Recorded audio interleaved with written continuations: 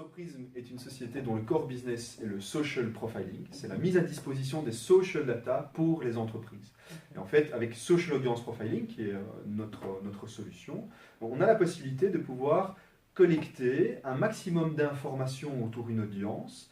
à travers l'activité de cette audience, justement, sur l'écosystème de Facebook, par exemple. Et donc, on a la possibilité, quand une personne s'inscrit sur une plateforme comme Facebook et renseigne toute une série d'informations personnelles,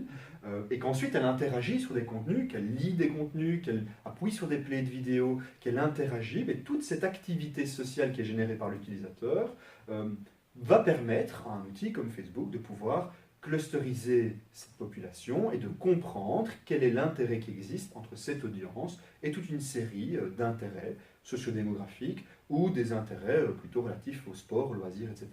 Et avec notre solution Social Audience Profiling, on a donc la possibilité de profiler une audience en exploitant cette information qui existe, qui a été générée par des outils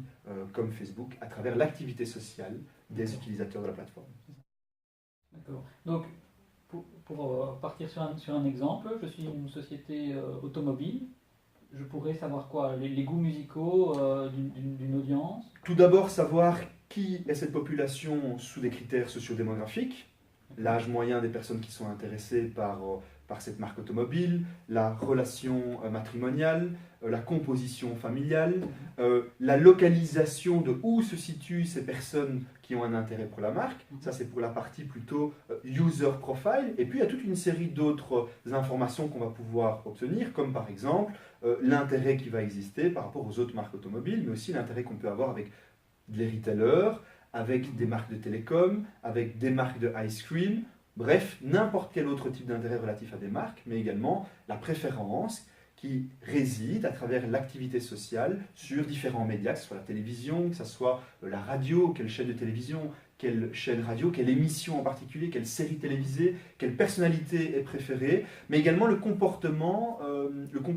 de technologique, par exemple. Quelle est la relation qui existe avec l'utilisation des devices qui permettent à ces personnes de se connecter sur Facebook, donc, qui sont plus dans l'utilisation de tablettes, de smartphones, de laptops, quel genre de connexion ils utilisent pour pouvoir se connecter. Donc on a vraiment un profiling assez large qui va permettre d'avoir une visibilité assez intéressante sur les spécificités de cette audience par rapport à une audience qui pourrait être de comparaison, qui nous permettrait de